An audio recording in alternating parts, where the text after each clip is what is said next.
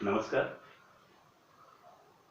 हमें मालूम है कि हमारे देश में डॉक्टर और नर्सेस की बहुत कमी है।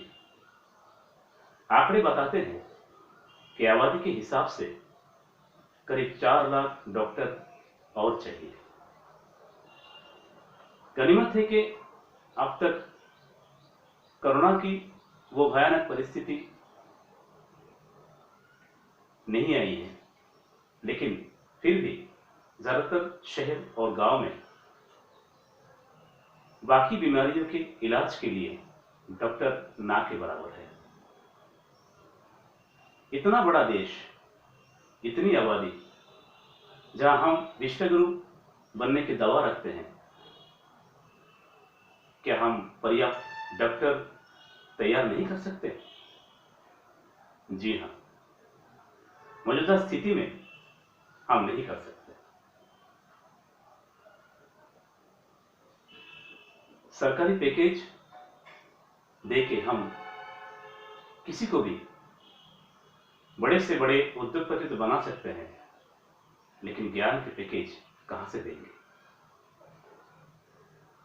हमारे देश में टैलेंटों की कमी नहीं है, लेकिन उनको खोजना, उनकी प्रतिभाओं को विकसित करना और उनको हर तरह की मदद करने का सही योजनाओं की कमी है। सच कहे तो इच्छा शक्ति की भी बहुत कमी है। आज लॉकडाउन के करीब 1 महीना बीत गया है, लेकिन देश के तमाम विद्यार्थियों के नाम केंद्र सरकार की तरफ से एक भी संदेश नहीं आया है।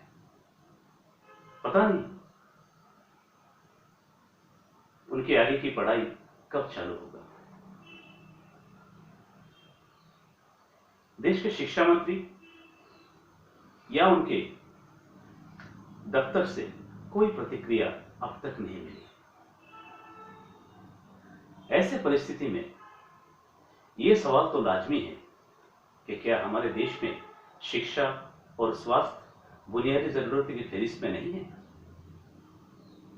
माननीय प्रधानमंत्री जी, आपसे विनती है कि जैसे आप चंद्रयान की उतरते समय रात को 2 बजे 40 खुशनसीब विद्यार्थियों को साथ देके बैठे थे, आज इस संकट की स्थिति में हमारे देश की करीब 40 करोड़ विद्यार्थियों को आपका साथ की सख्त जरूरत है। आप उनको हौसला दीजिए। देश की मीडिया इसे गंभीरता से नहीं ले रही है। हमें यकीन है आप इस विषय को नजरअंदाज नहीं करेंगे। सुझाव है कि 1 अप्रैल से नया सेशन शुरू हुआ है। इसके मद्देनजर घर में बैठे सब विद्यार्थियों को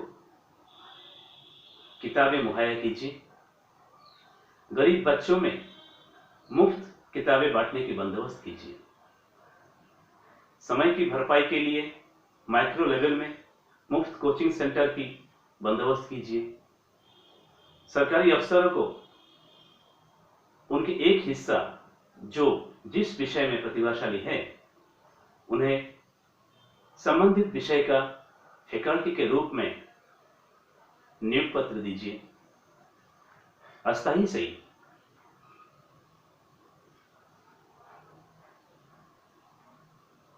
देश के कुछ मीडिया के कारण बुद्धिजीवी शब्द एक गाली बन के रह गया है। प्रधानमंत्री जी से अनुरोध है कि देश के तमाम बुद्धिजीवी जो देश या विदेश में है, उनसे संपर्क कीजिए, उनसे सलाह लीजिए, ताकि विद्यार्थियों को उनसे ज्ञान प्राप्त करने का अवसर मिले।